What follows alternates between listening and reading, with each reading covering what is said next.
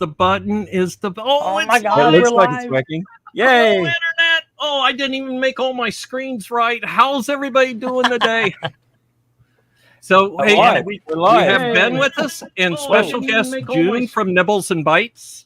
Hi, Hey, Where June. did that come from? Hi. What's that? I had some feedback from the speakers. It was really weird. Oh, Wow. Oh, Was I know it what good happened. feedback Sound or fine. bad feedback? you sound just It fine. was us.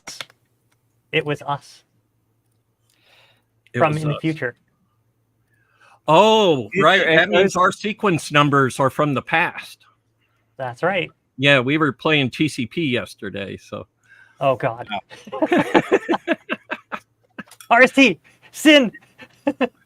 So, June, you're going to be at VCF West, right? You've That's agreed correct. to, yeah. Yeah. And Ben's going to be there, Yep. and It's gonna be I'm fun. supposed to be there. You're supposed to be there. Yeah, I drug Are you everybody running there. the- I better damn well be there. Are you going to be running the panel? Yeah, absolutely. Awesome, So I'll be awesome. there from Okay. Wednesday to Monday. So because I shot my mouth off and said I'd help in any way possible. So I'm helping in any way possible. So that's That's what you do, Bill. You help people, so I it's in your nature. Yes.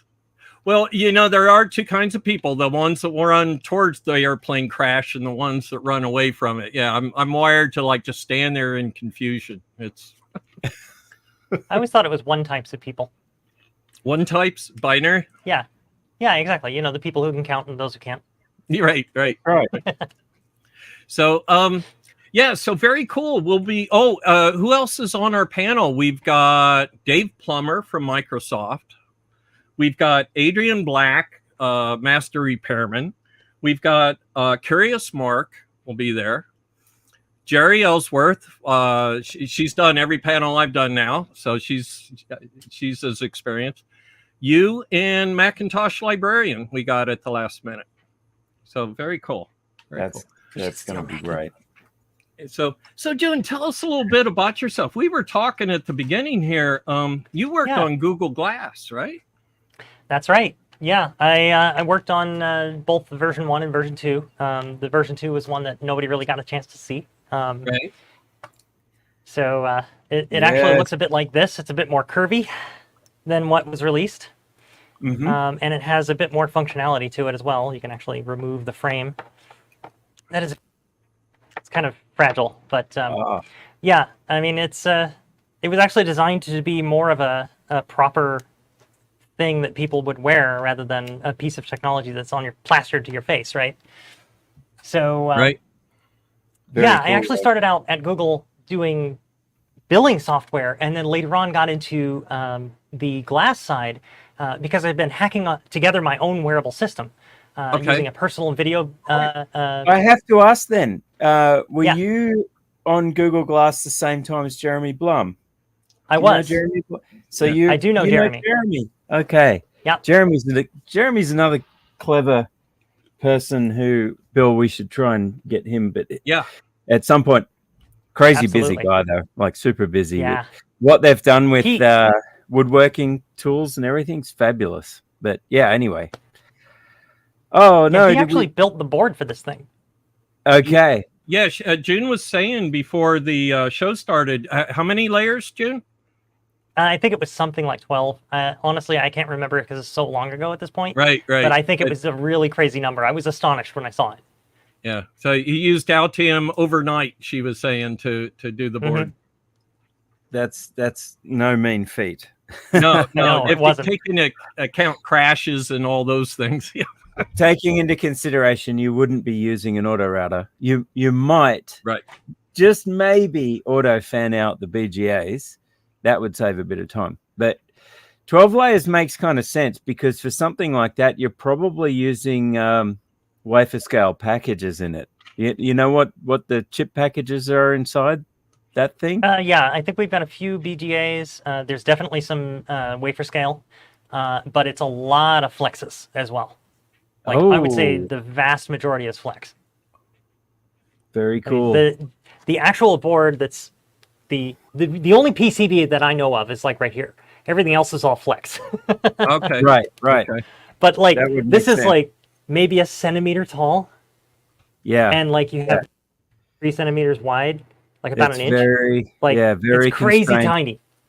And probably, I imagine there had to be semiconductors on both sides of it too, just to get everything in a smaller footprint. So smaller footprint, more density, more layers. Can't avoid it.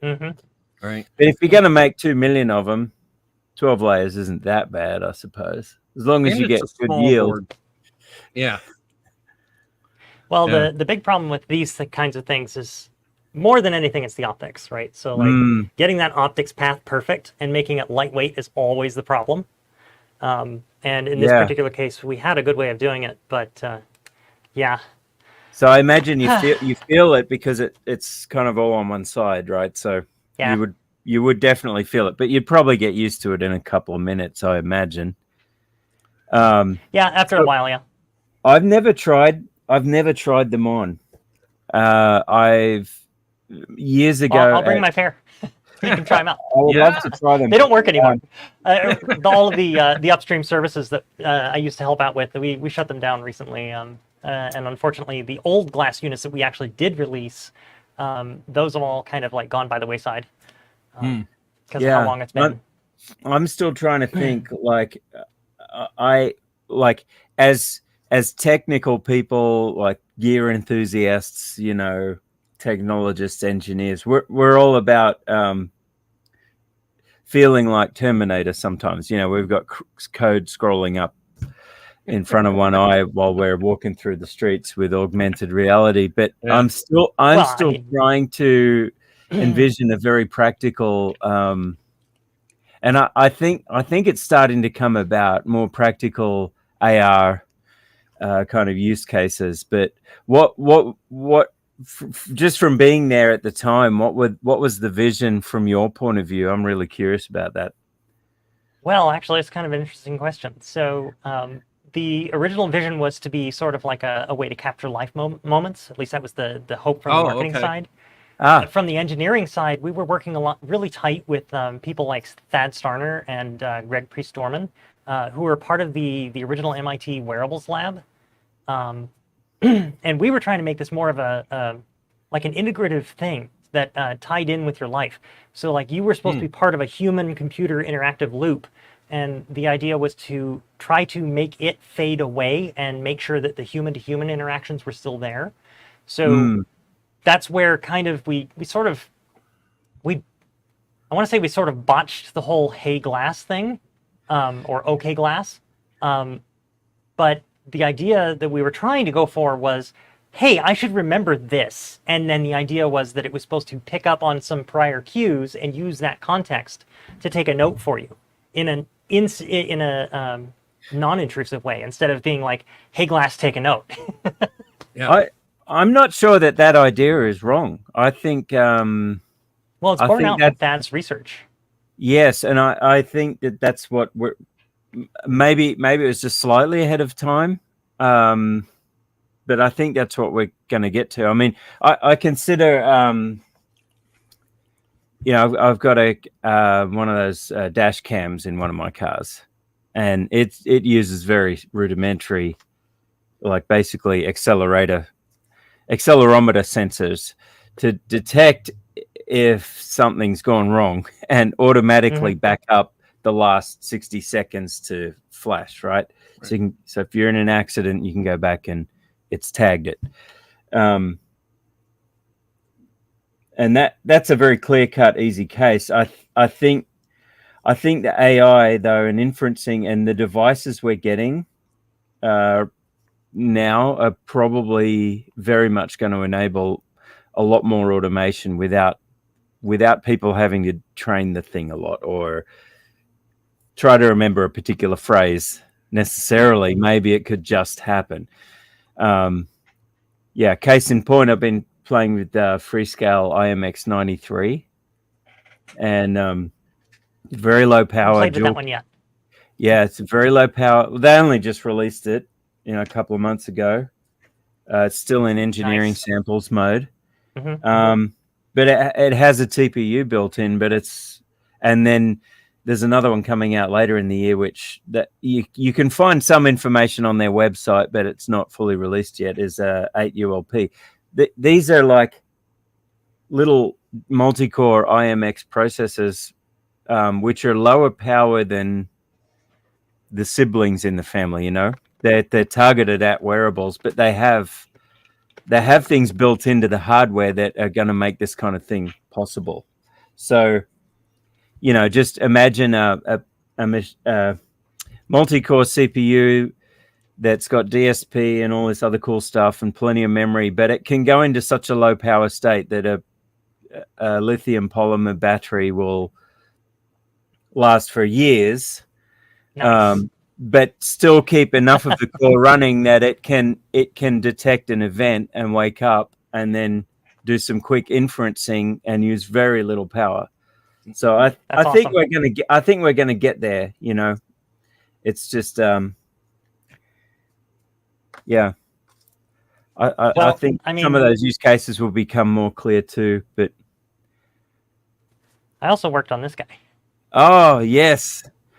So for those of you who don't know, wanting to play with one of them, but I haven't pulled the trigger and bought one yet. Bill, you've messed around with the Coral too, haven't you? I actually built the operating system for it. Yeah. Oh. Yeah, we were talking about that before the show. Tell us more about the operating system. The operating system on this, my boss was kind of like, we want to have an open source operating system for it. Can you do like Linux and that kind of thing? And the idea kind of sort of stuck with me, and so I tried to get a standard Linux distribution on here that everybody was used to in a bit more of a standard way. So if you played with the Raspberry Pi at all, you know that the operating system's sort of like on this SD card, and you're sort of expected to cobble your application together with that operating system. Yeah, kind of like it's a similar process to what I'm doing now with Yocto. You use the framework to build a custom distro, but you can add your own applications on top. Yeah. Yeah. So I was trying to make sure that this was following more of the Debian principles. So the idea was that we took Debian and we put it on this board based on the IMX 8MQ in here. And that's a fully open source system. Like there's nothing closed on this particular board except for Google's TPU, unfortunately. But but that's the silicon, right? So I mean, that's the silicon. The compilers and things you use for running TensorFlow, that's all based on open source tool chains, right? Mm-hmm. Yeah, exactly. So it's just the silicon that's proprietary. Pretty much. Yeah. But like we used an IMX 8MQ in there, and so like when you start talking about the IMX series, it's like you're that brings familiar. So many lovely feelings to me because like those guys were awesome. They were so good. NXP have actually done a fabulous job. And before that, it was Freescale, right? They got acquired, but they really know what they're doing. They just the community support around it and everything's really good too. So yeah. Oh, cool. Yeah. So how did you end up? Why Debian? You said you wanted a distro, and it's my favorite distro, and I've built all the stuff. But they let you choose, or was it a committee thing, or was it one of those where you chose and didn't tell anybody till it was running? Or well, at the time, I told my boss. I said, okay, like if you want me to build the operating system, make me the tech lead, so that I can make all the decisions. Right. And he let me choose Debian. You're very smart to say that, June. You know what you're doing. And here's the thing. I don't know if that's true, but no, but here's the thing too. Like this is the sign of a good boss or a good team leader. A good leader in a tech organization knows that they have people who know what they're doing. And if you're not willing to trust them, then you're actually second guessing your own skills as a leader in a business. And so, soon enough, if someone does something and they say they know how to do it and they don't, it's going to turn up like especially in software, pretty soon it's going to become apparent that they actually don't really know what they're doing. And then you can fix the problem. You can put other people in to help or change gears, So. Yep. Yeah. So that's I like what you said, because making decisions is one of the cool parts I remember about my job. Is, and I'm as proud of my mistakes as I am my decision. At least I made a decision. It's yeah, and here's where I screwed up, and here's where I didn't. So yeah. Making decisions is one of the areas which I personally hate, because I'm always second guessing them. But that's just me. There have been times in past this particular project I've been wondering, why did I choose this rabbit hole? I'm sure the other rabbit hole would have been faster and more pleasant. Maybe the other ones are air conditioned. So who did the layout for this and everything? Do you remember, for the Coral? I do, actually. I don't know if he wants his name mentioned. So, that's fine. Yeah, that's okay. Somebody in your group, right? I would love it if they are open to freelancing, or if they're no longer at Google and doing their own thing. Put me in touch, because it's always good to know other really good, top-notch layout people. If I get work coming in and I want to send some work their way too, like, it's good to know the best people. You don't want just anyone, absolutely. Right? Yeah, they had the best party. He's still gainfully employed, so we'll see. Okay, probably not interested. Probably a conflict at the moment. Yeah, I get it. Now, June, did you work for NXP or just work closely with NXP? No, I just worked really close with them. Okay. So they had a couple of guys over there that were FAEs, or field application engineers, basically the guys who help the customers out. Right. And we brought them on site, and we just we started hanging out together like crazy, like just all over the place. From in Mountain View, then we went over to Taiwan to do Bring Up. We went and got grass jelly together and had some durian. It's sort of like a bonding moment. It was great. He actually was responsible for helping out 3DFX bring up their 3D accelerator boards. Okay. I think he was there for all the way up to the Voodoo 5. And then also for the prototype one that never made it to market. He keeps telling me he's got a couple of the boards in his shed somewhere, but he can't find them. I was like, you should frame those, man. Yes, that's exactly what we want to see, those boards on this show. Right. For sure, yeah.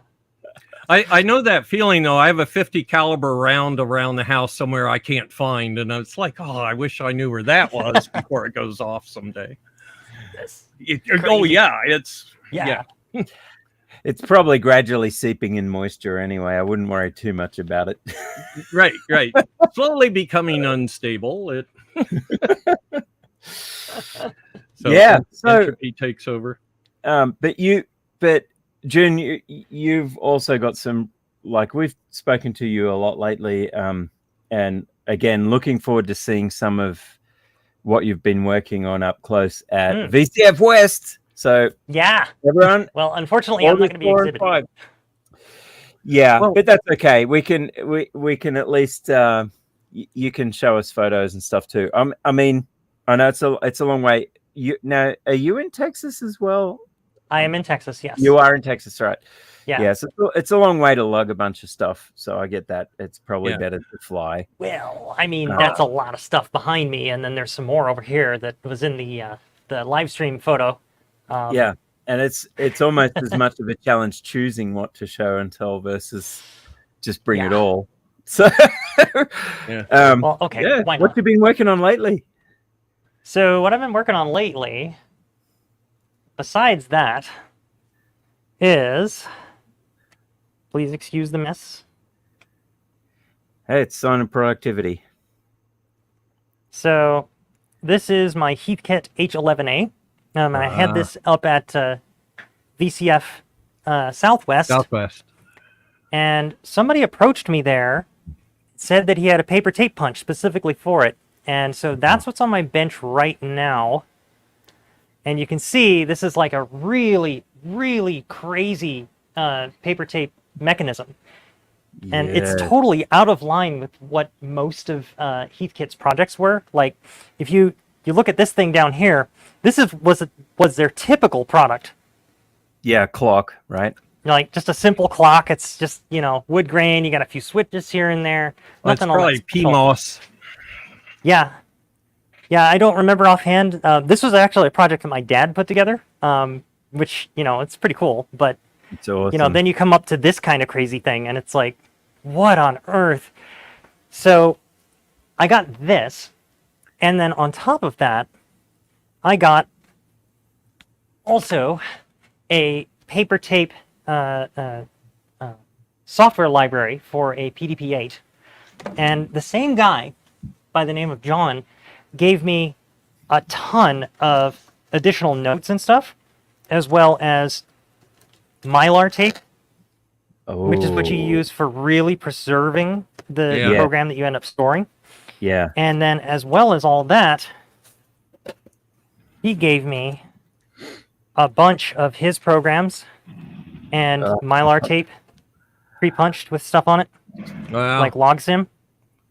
And so this is all PDP-8 stuff. I actually can't use this on the H11A, but I'm going to try and archive all of this as much as I can, because this is history that's literally like dying in the box.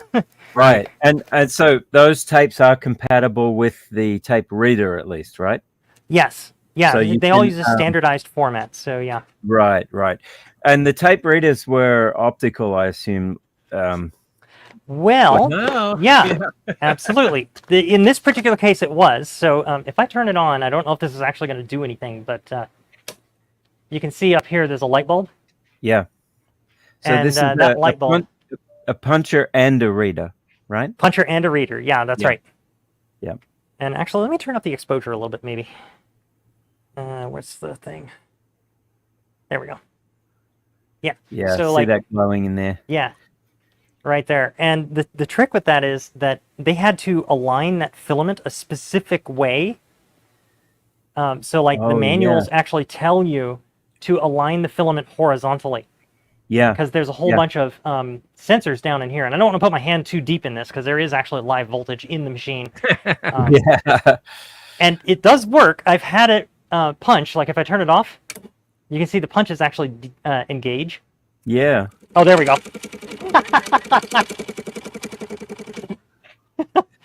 That's just punching index holes. Right. But yeah, so my task is to pull out the backboard here and then go through all the chips and everything and verify everything's working. The problem is, it's a Heathkit. So Heathkit projects, you were expected to assemble yourself. So literally all of these wires are soldered together. There's no like connectors or anything. Even the light bulb is soldered on. Wow. So I have to desolder all of this on everything. And in fact, I already did that for the mains power here. Then it's all discrete logic on the back board. So from there, it's just a matter of testing everything, replacing the parts, putting it together, and hopefully that will work. And someone in the community was gracious enough to be able to tell me they had the official Heathkit parallel I/O board for this machine, and he's going to ship that to me. So hopefully, by the time of VCF Midwest, I'll be able to show both the Heathkit H11A and its proper paper tape punch with all of this equipment running and doing the demonstration that I couldn't do at VCF Southwest. That's epic. So, and the box in the middle under your boxes of paper tapes. This one? That's the actual. Is that the CPU unit? Or that's no, she's giggling. So this is the CPU. That's the CPU unit. And these are some option boards for the CPU. These are called Q-bus boards. What happened at VCF Southwest was my serial card died. So I couldn't use this paper tape punch with it. I actually couldn't do anything. So these are replacement serial cards I haven't tested yet. Okay. But this is just the floppy drive system. Oh, okay. I thought they looked like floppies, but I didn't want to say. Yeah. Okay, I couldn't quite see that. Right. So they're 8-inch. Yeah, 8-inch. They look like 8-inch. Yeah. Okay. Wow. How much? Just for comparison. How much storage do you get on one of those 8 inches on this system? Offhand, I don't know, but it's not much. It's like 200K, I think. Yeah. But this is a 5 1/4 inch. Yeah. And here's an Yeah. 8-inch. Big difference. Now these are single-sided. This is actually, you see, this is this says it's double-sided. This disc can't be used in this machine, which is why it's my transport disc. But the actual head, there is exactly one head on the bottom side. And so it reads from the bottom side of the disc, and every time it does, it has a clamp on the top that just goes clunk on top to punch the disc down onto the head. Yep. So after it's done reading, it then releases it again. So like the whole operation of this machine is constant clunkiness. Wow. That's like the opposite of Bernoulli, right? Yeah. It's not flying it's almost the exact opposite. But the neat thing about these is that, I don't know if you can see, but there's a couple of switches on the front here. Yeah. This is equivalent to DEC's RX-01 floppy drive system. The difference is Heath added a format chip, so you can actually format your own media. Right, which for DEC you had to prepay for formatting, right? Oh yeah, and that was a big deal. Like they did that with all of their media, including like their tapes. So like this is a DEC tape 2. And you had to buy it directly from DEC because this was pre-formatted. Wow. Yeah, Xerox. And you literally could not format it. Yeah, it's just a totally different mindset from back then. Everything was so much more proprietary. Mm-hmm. Everything was so hard to do and so expensive. Right. And actually, I'm hoping to bring this guy too. This is their fast printer. Yeah. Yeah. It's got some serious issues, like the head just goes back and forth, and buzzes instead of actually moving. Oh. Yeah. So I got a big project ahead of me. But once that's working, I'll have a fully functioning, what it turns out to be, a PDP-11. Wow. That's cool. That's cool. And the terminal, the larger terminal under the other portable is, that's the main terminal to go with it? Yeah. So this is actually not the original one that I had. I have that one back over in the corner. This is an upgraded one. It can actually emulate a VT52 and also a VT100. Yeah. So it does all the fancy DEC commands and stuff. Commands, escape codes. Yeah. So I built a Heathkit terminal, VT52 terminal, and took it into my company so that I could type on it as hard as I wanted without my boss bitching about my typing style. Mm-hmm. So, and yes, occasionally a keycap would fly off. It's wow. Yeah, using the backs of the hands, so very cool. So what you're not seeing in here, inside of this guy, is the card cage. So this is called a Q-bus card cage, and you can see it's got all these fingers. That's basically each one of these your boards, backplane, right? Yeah. Yeah, this is your backplane, and the PDP is actually on the PDP-11 or the LSI-11 actually is on one of these boards, and it slides into the cage like this. And being DEC, the stated reason why these are so awkward and painful to work with is because they expected the techs to not be very technical. So the end result is that the mechanical tolerances between each of the cards is sloppy loose and sometimes tight and sometimes really awkward on purpose. No.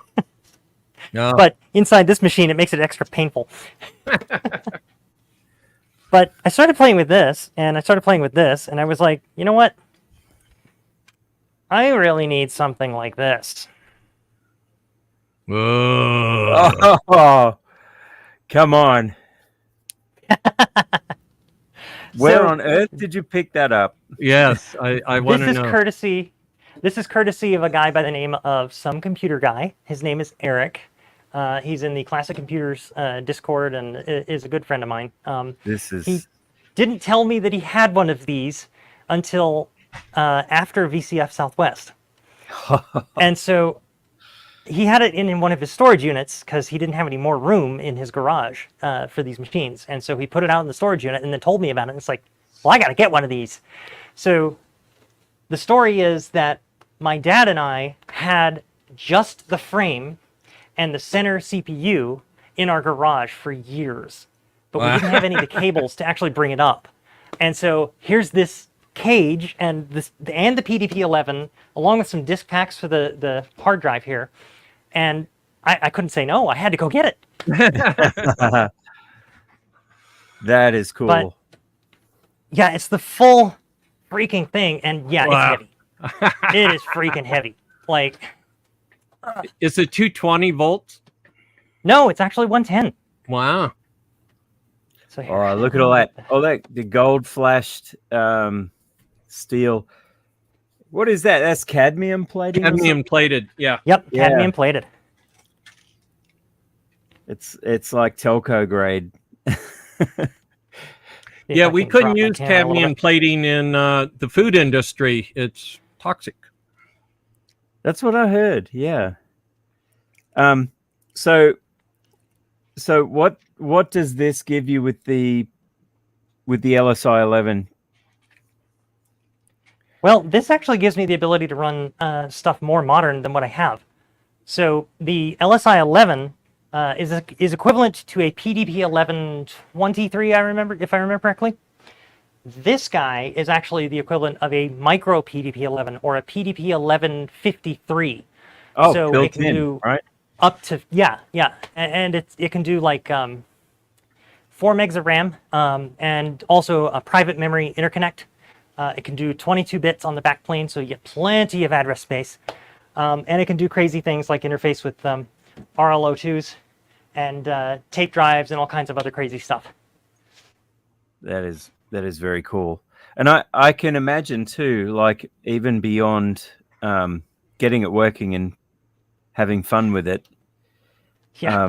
There's probably still some high value, low volume demand for getting people's stuff migrated onto newer systems, right? Very much so.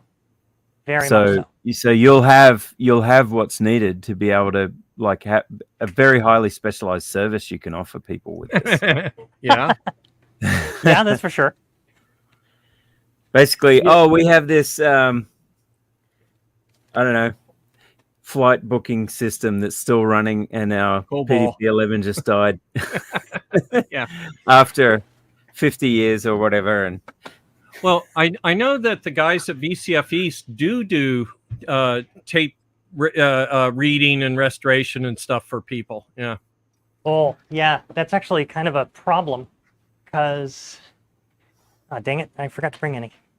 But the a lot of the tapes, like 1/4-inch tape that Right. you would see in like quick cartridges, were a common way of transporting tape media.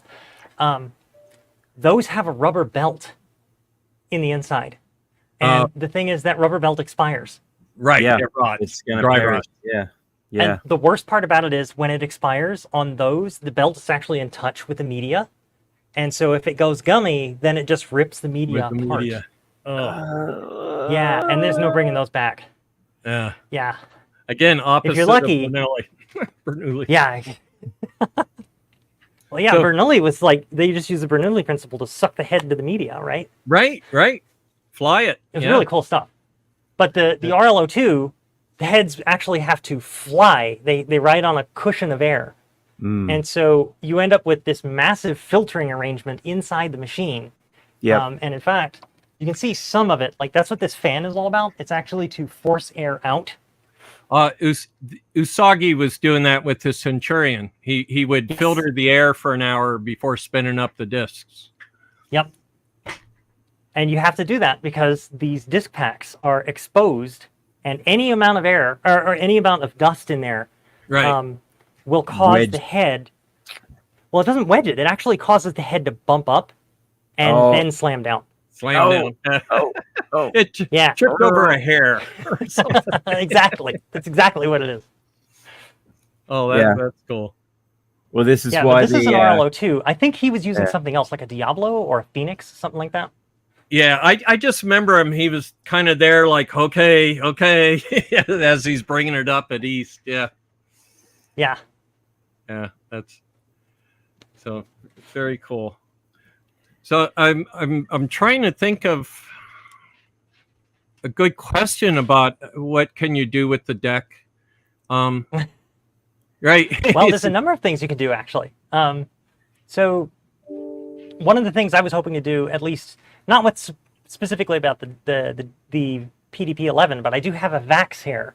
I was going to say the next thing, VAX. The next thing you move Little to is the VAX.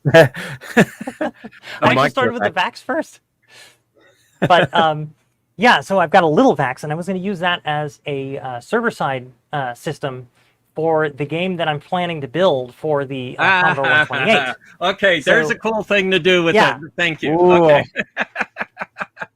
So yeah, it's technically you can't really do that for commercial purposes, so I can't sell anything, but like I can at least run it, run it as a cloud people server. To play.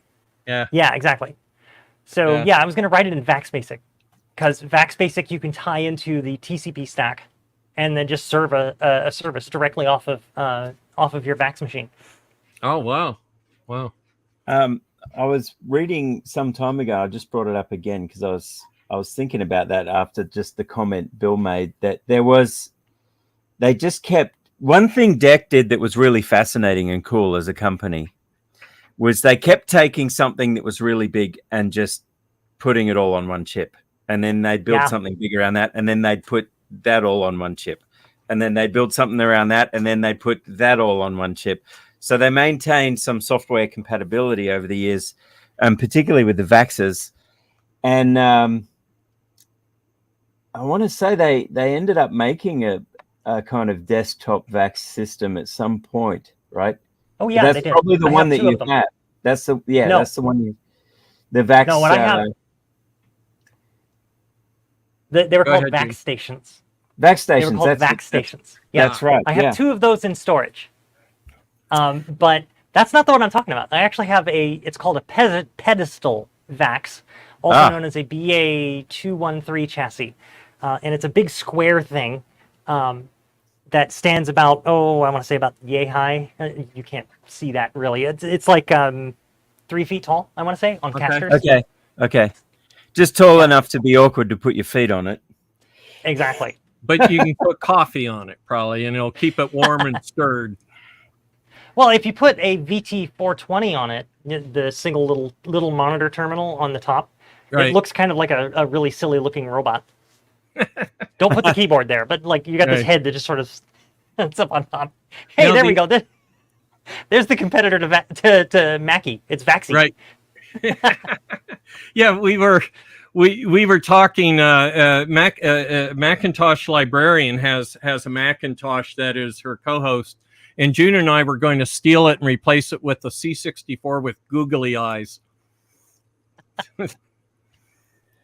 Yeah, I'd love to see some of those running, especially the VAX stations were used a lot in early 3D CAD workstations. Like, yes, so some of the standards we have now, like I can interoperate between Altium or whatever and Fusion or any of the other CAD tools, Libre, using STEP. STEP was developed, I think, in its nascent days by the Ideas 3D modeling software, and I believe Ideas from SDRC initially ran on VAX. It ran on VAX and the VAX station. I believe it. Because they had that was one of the things. So 1988, I'm reading here on Wiki, the VAX Station 4000. VAX Station 8000 series was released with a 3D graphics pipeline. So imagine that. 3D graphics from 1988 would have been pretty cool back then. I mean, we had 3D graphics in our gaming machines too. We had it in Amiga, but nothing that was CAD worthy, right? It was all for gaming. Yeah. I mean, it had line rasterization, that's for sure. Triangle rasterizing was definitely a couple of things you could do with it. So here is a better shot. Let me zoom out a little bit, and then I'll show you. It does run. Nice dolly, by the way. Yeah. Thank you. There. So that's the VAX. Ah. Check that out.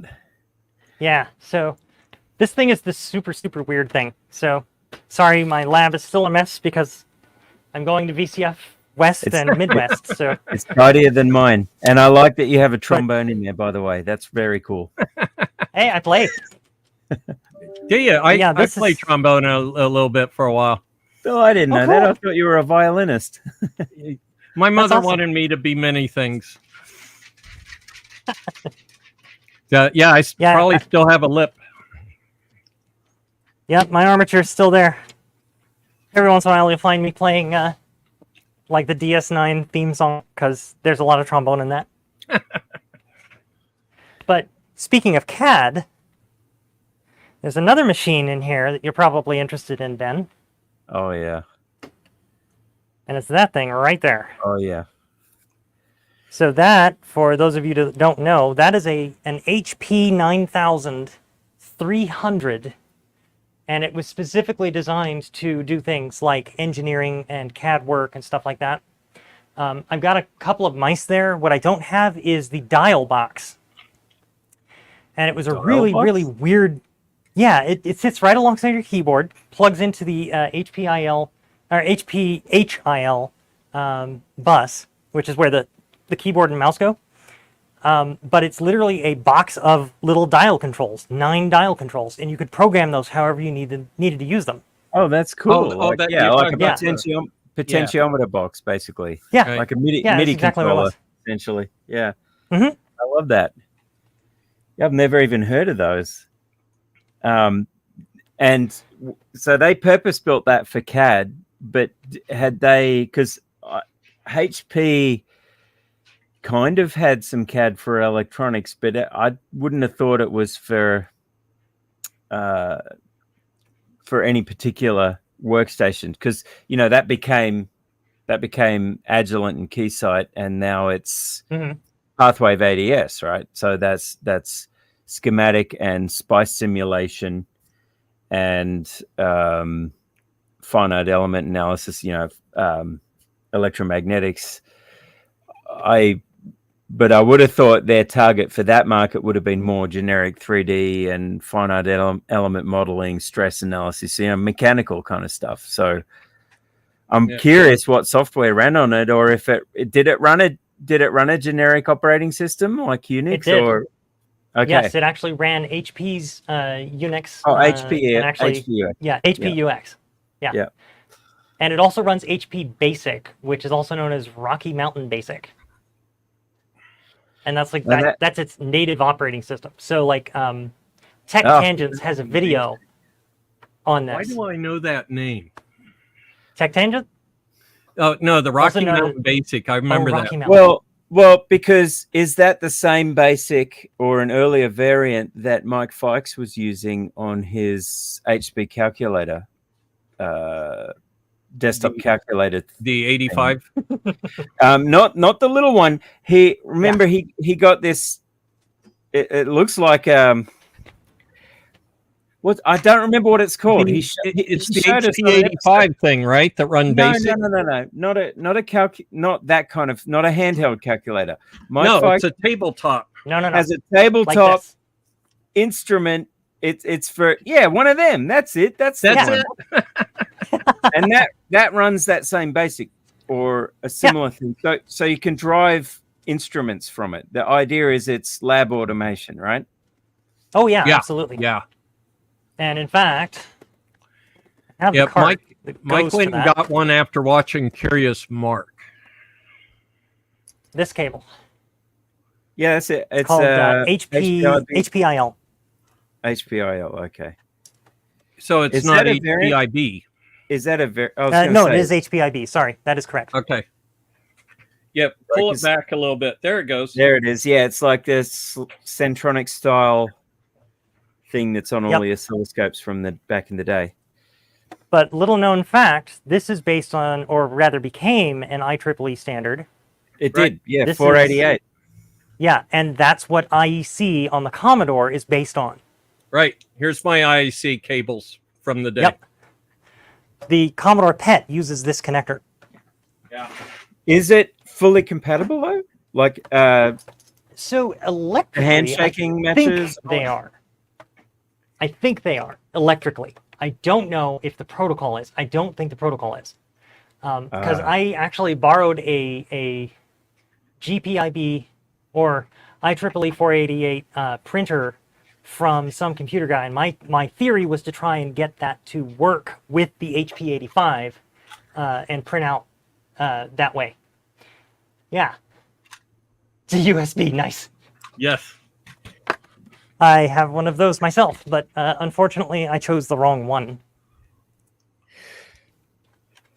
If you ever do HPIB, right, don't get the National Instruments one. It is overpriced and they don't work. I was going to say, I would expect it to be expensive, but you would hope it would work. Maybe they rigged it to only work with National Instruments hardware, possibly. Well, the thing for me is I run on Mac OS X, and the latest version of OS X that they support is one major revision prior to the one I'm running. Yeah, it's not surprising. So I can never plug this in. At least not into my Mac. Yeah. So, yeah, I won't go there with a get a real computer, not an Apple. We lost. I won't keep fighting that battle. Here's my Apple phone, it's so very cool. I'm trying to see what else so the terminal I remember we had at Commodore hanging off our VAX was an LA120. Mm-hmm. Have you seen those big old things? Yes. Yeah. Some computer guy has one of those, and it's quite impressive to see it working. We had a page, a line printer where it goes chunk and hits an entire line. Oh yeah, like a drum. Those things are scary. They are scary. Yes. I've heard stories where the drum got loose. Yeah. Flies through the room and breaks a bunch of things. Few injured. Have you seen? Just imagine a 200-pound steel drum spinning at 1500 RPM and suddenly getting out of its bearings. Plus, you have to start your listing all over again too. Not to mention the danger to human life. Yeah. Minor. One of my college teachers, real quick, my first computer systems college teacher, before being a college teacher, worked for a company that made printers, and he wrote the software that ran inside them, and they did high-speed drum printers for news and publication industry. And he said it had an 8085 processor controlling the drum, and basically 100% of the software was interrupt driven, and there was an interrupt every cycle of the drum, and it was at such an RPM that they had very few cycles to get the code done. That was his claim to fame, was he could really bum the code right down to where it would allow the drum to operate at this crazy speed. So anyway, that's cool.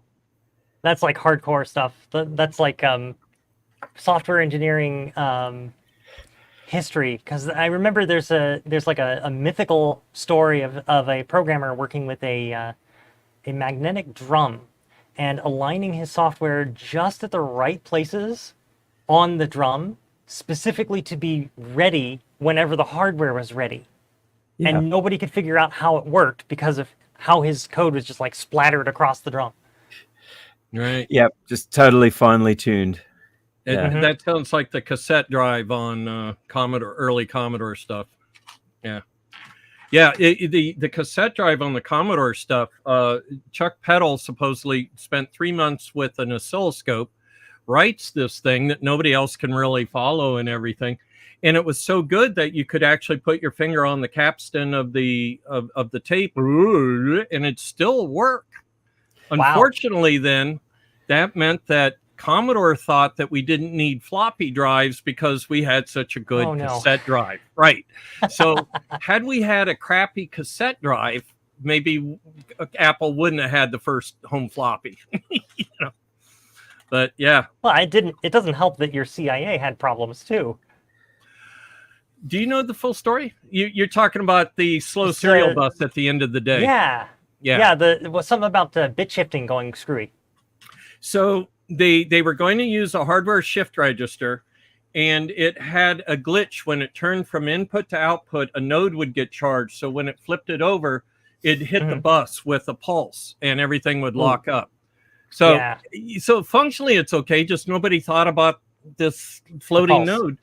So they go to fix it, and they run the traces on the PC board so that it could still be done in software or still done or do it in hardware. So they got to it in time. But somebody over in Commodore Japan thought that they were shorted together, and he painted out on the Gerbers themselves. He painted out the traces that would have made a fast disk drive for all of Commodore. So we were this close to not having the slowest disk drive on the. So one time, I had a Japanese engineer over to the house, and I showed him an article. It said, slow as molasses 1541. And he goes, well, what is molasses? And I go and I show him a jar of molasses. I said, this is 1541. You should have told him it was like made only worse by pitch. Yeah. Yeah, so isn't it? Awesome. It's funny that's when totally people nuts. on the fabrication side go and edit things because they think they knew what you meant, and or they knew what's correct. And it still happens. You get boards made today. You can guarantee the onboard cam folks who run the factory are making changes to your board, and you don't even know about it. Although, in that case, it's mainly with the honest goal of making your boards yield better in fabrication, but sometimes it can have unintended consequences, and you don't notice until it's too late. Commodore, we've had some situations where we've had PCBs manufactured, and we didn't realize that we forgot to connect the power plane. I've actually we've actually gone all the way out to Taiwan, and they've been like, so why isn't this board bringing up? Oh crap. The old days, I still have a habit of checking +5 and ground right away, because we used to blow the entire, and we had to do it not connectivity wise, but with the footprint itself is what connected to the planes. Stack ups, that's what they were called. So you had to have your stack up, or not stack up, but something similar to that. Yeah, those were hairy. I've also seen where a CMOS circuit works and works and works, and then every now and then it just stops, and we realized there was no power connection. As long as at least one bit was a 1, the circuit was powered up. It's when it hit a 0 that it, Right, so all the protection diodes were feeding the power rail. And the CMOS, they didn't care about signal powered electronics. Yeah. Well, in my own personal projects, when I built single board computers using like EZ80s and stuff, I don't have to worry about that, thankfully. Right. It's so much easier these days. Now, what have you done circuit board design in? What software do you use, June? I use KiCad almost entirely. I'm not sure how to pronounce it. It's either KiCad or KiCad. I call it they had that whole battle a couple of years ago. And I think officially the winner came out as the KiCad from Wayne Stambow. Cleared it up for everyone. The lead, the project lead, but. Yeah, I can't stop myself saying KiCad. I'm sorry. No, same here. I'm the same way. But yeah, I do all my work in KiCad. And I've done an EZ80 single board computer that I was trying to put together inside of this thing called Zippy, which is just a simple board with a backplane. And then also, I'm actually in the process of trying to put together I call it the PS2 FF. So I'm a big fan of IBM PS2s. Why? And why? Because I grew up on it. Oh, we could go for another whole hour just getting an education on microchannel architecture from you. The first two PCs I ever owned were they were both made by Memorex Telex, which was like a Aussie/Asian clone of PS2s. One of the few companies that agreed to pay IBM microchannel royalties. The first one was a 286 and the second one was a 386. It got me through college in the early 90s. And I just ran DOS and Windows 3.1. I ran PC DOS 7, which was fabulous. It is an and I was just back in Australia visiting my parents and found my original box with the manuals and install discs. And I tried backing up the discs, and they had mold or they deteriorated. So I need to find a replacement copy. But PC DOS 7, IBM PC DOS 7 was superior, got to say. Yes, it really was. Had some really fabulous utilities that came with it. So this machine is what I grew up on. Yeah. The one but the microchannel. That is microchannel, right? If you lost that's actually Model 50. Model 50, okay. It is a Model 50Z, if you want to be specific. It's a 286 with 0 wait states, which is what the Z is all about. But so the fastest 286 on the planet at the time. Well, yeah, I guess you could call it that. Yeah. Ran 66 but the machine I'm trying to finish is this guy way over here, and that is a PS2 Model 77. And it uses a really funky PS2 floppy drive that can do 2.88 megabytes per disk.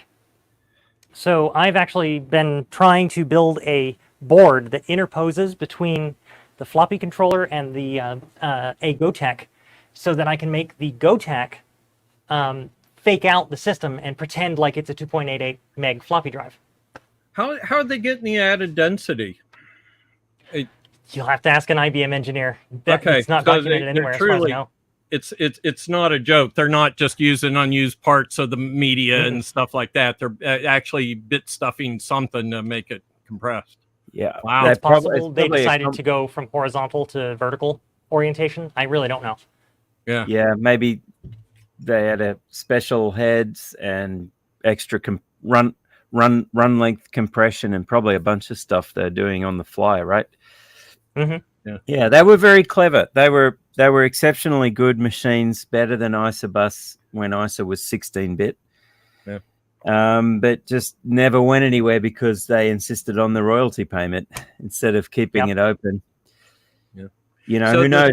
We may have bypassed PCI completely had they not had those stiff royalties. Yeah. It was actually doing 66 megahertz on the bus. 66. Back in the day. So okay. I knew it was 66 or 90. Yeah. Yeah. It was competing with Zorro 3 and also with PCI. All right. So this morning when I opened up my cabinet to get a coffee cup, this was staring at me. This is from 40 years ago. And I just happened to see it today that I have a PS2 coffee cup. Did you ever own any IBMs, Bill, or just? Well, I worked. I was a hardware manager at ADP, and we were a IBM shop. Okay, so you did, yeah. Unfortunately, yes. Unfortunately. Oh, I cracked my shin. You try and carry a Model 80 by the handle, that thing will wound you. They were slow. This machine? That's the PS2 laptop. Yeah, that's the one for the mug that you've got. Yeah, right. There's the picture of the. That's an L40SX. Wow. And you had one, of course. Yeah, well, my dad used to work for Technology Service Solutions, which was a subsidiary of IBM. And so this was the first laptop we ever bought. This is actually the one. Wow. And I've been slowly trying to restore it, but they did suspend in such a weird way. There's like 3 batteries in this thing. Yeah. Yeah, and probably all NiCad too, right? Yep. NiCad. So very all dangerous. NiCads. Very dangerous if you didn't replace them. Yeah. Toxic to the whole rest of the machine. Well, all that stuff we sent to Mars has NiCad in it. The rovers and everything. Yeah. Now what? But the rovers were more recent tech, so why would they have chosen NiCad over other chemistries? I'm curious about that. It's still 20-year-old tech, isn't it? The design would have been done 20 years ago for the rovers. Oh, that does make sense, yeah, because they were working on it for a long time before sending them. Yeah. So they couldn't spare the lead acid for the weight, but they needed a similar profile. So if I'm not mistaken, I think it was related to amperage. Right. Yeah. And there was no nickel metal hydride or amperage. Yeah. And there was no nickel metal hydride or any of the polys or anything. Well, you couldn't rely on lithium polymer. I mean, it was explosive. Right. And somebody asked, so I was there at one of the super cons, and there was one of the program managers from the rover. That's how I know that they were NiCad and stuff. And I forgot what I was going to say about it. There was something about the program that I heard from him, and it was just like, oh wow, really, kind of cool type thing. But that's what it was. Somebody said, well, why not use super caps for the recharging overnight? And we both just turned and looked at the person and said they weren't invented yet. Yep. And they, they might have had some early tech, but it was like based on the same corrosive. They wouldn't have had reliability data on it. Yeah, exactly. Right. They wouldn't have had 40-year. Yeah. That's right. I mean, I've got an early super cap in one of my Xboxes, and that thing, when it goes, the board's done. Just fragments of the board as it showers around you and streamers. And so cool. Well, where did you go to school, June? Well, let's see. I went to Chandler High School. Yeah, but where did you learn electronics and coding? Taught myself. Okay, and coding, I taught myself. Yeah. Okay, we're alike in that then, because I didn't go to any. Okay, well, I had no idea. No degree. So I guess I wouldn't have thought that Google would hire somebody without a degree. Honestly, I was astonished when they hired me, but apparently I was the only one that was hired out of everybody that was interviewed in the Linux users group that they came to do the interviews with. Wow. So I was gobsmacked. Right. And there was a little bit of employment kerfuffle because I didn't have my degree. Like, having a degree definitely is a good thing. Don't just poo-poo it because you can get around it. But it's there is a thing in the industry. Yeah, it's really when I came in, they invented a low level. It's for getting past ignorant HR people.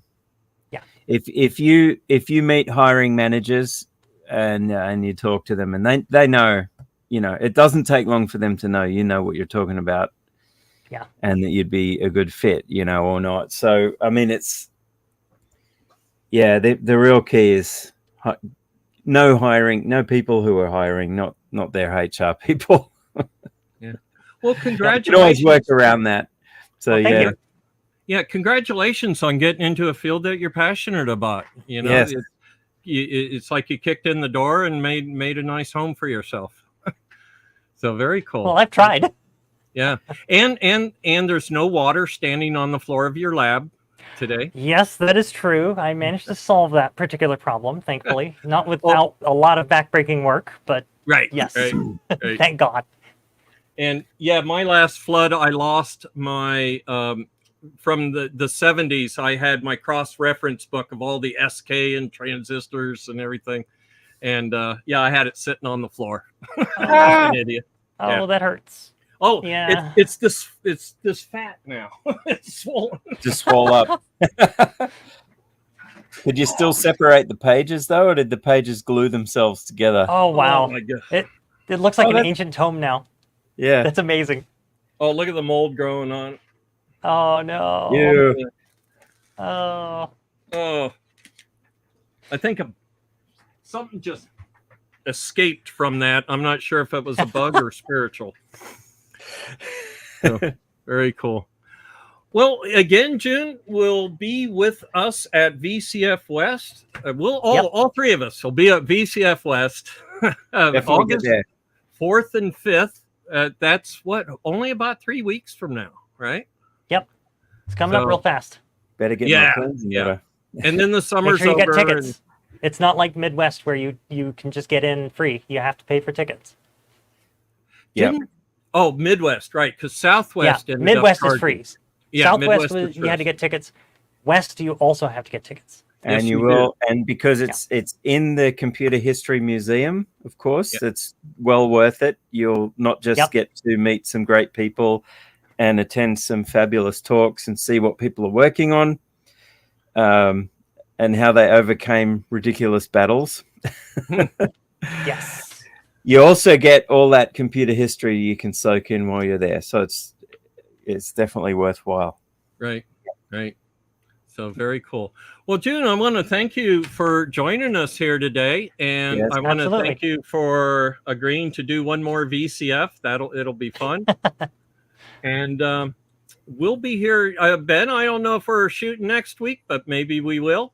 Who knows? I actually, here's a cool thing. I was at Design Automation Conference in San Francisco earlier in the week. Okay. And it was really a good thing that I was there. I was very surprised, but I was walking past a booth for a company called Arteris IP, and this guy, I saw that they had a Pete's coffee pot, and I'm like, can I get a coffee? And they're like, sure. Can we scan your badge? I'm like, I'll let you have my email address for a cup of coffee. I could really use it right now. And this guy with a British accent comes over and says, Ben Jordan. I'm like, oh, hi, I'm Andy. I watch you and Bill every week. And he starts showing me all these photos on his phone.